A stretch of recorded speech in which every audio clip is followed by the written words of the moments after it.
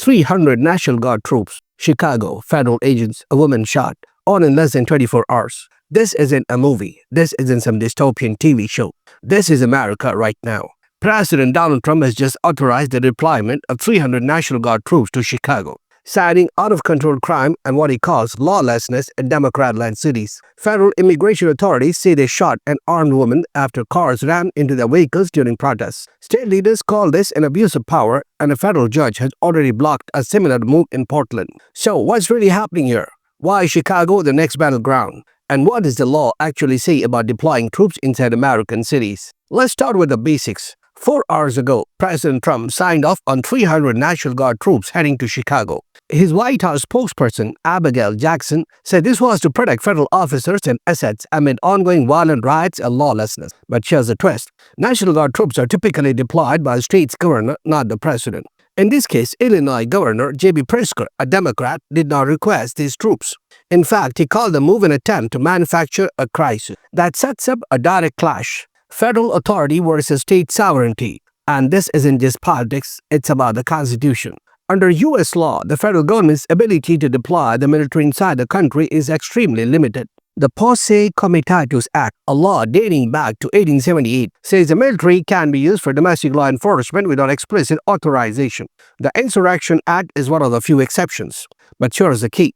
National Guard troops normally report to governors, not the president. When a governor calls them up, they're under state control. When the president federalizes them, they're under federal control, but only under certain conditions. That's why Judge Karen Immergut in Portland blocked the Trump administration from sending 200 troops there last week. She wrote that Trump's statements were untethered to the facts and that the move risked blurring the line between civil and military power, to the detriment of this nation. Chicago has been on Trump's radar for months. He has repeatedly threatened to send in the troops, pointing to crime and shootings. And yes, Chicago's homicide rate is higher than the national average. Over the Labor Day weekend alone, 58 people were shot, 8 fatally. But here's the nuance. Violent crime in Chicago has actually fallen significantly over the past 2 years.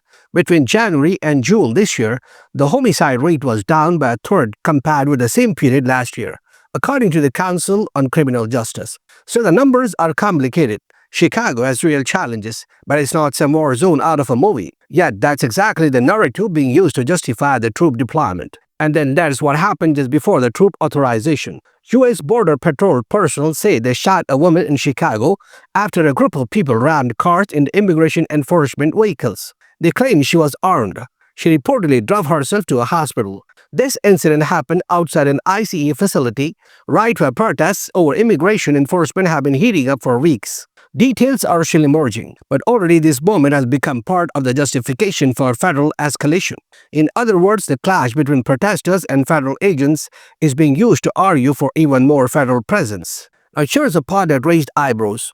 Earlier this week, President Trump told military leaders he wants American cities used as training grounds for U.S. troops to combat what he called the enemy from within and quell unrest. They are very unsafe places. He said of Democratic-led cities like Chicago, we are going to straighten them out one by one. This is not normal presidential language. Historically, U.S. troops train at bases, not in neighborhoods filled with American citizens. For many legal scholars, that statement raises alarm bells. Because if federal deployments become a routine training ground, the line between military and civilian policing starts to dissolve. Critics like Governor Pritzker argue Trump is trying to manufacture a crisis. They say deploying troops to Democratic-led cities is less about public safety and more about political theater, especially heading into an election season. Supporters countered that local leaders have failed to protect their cities and that federal action is necessary. They point to incidents like the ICE protest clash as proof. This is where the neutrality matters. Both sides are framing Chicago as a symbol. For Trump, it is a symbol of urban lawlessness. For critics, it is a symbol of federal overreach.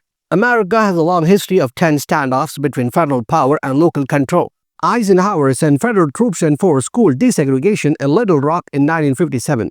The National Guard was used during civil rights protests, riots, and after natural disasters. But the difference now is the narrative. Instead of protecting citizens from state-level abuses or responding to natural disasters, this deployment frames U.S. cities themselves as a threat. That's a dramatic shift. Here's what's likely: lawsuits, legal challenges, more protests, and maybe even more escalation. Because right now, it's not even clear if troops have arrived in Chicago. Authorization does not equal deployment. The logistical steps take time. But even the announcement itself has a chilling effect and inflames tensions on the ground. So here's where we are. The President of the United States has authorized troops to a major American city without the governor's consent, citing crime and unrest. A federal judge has already blocked a similar move in another city.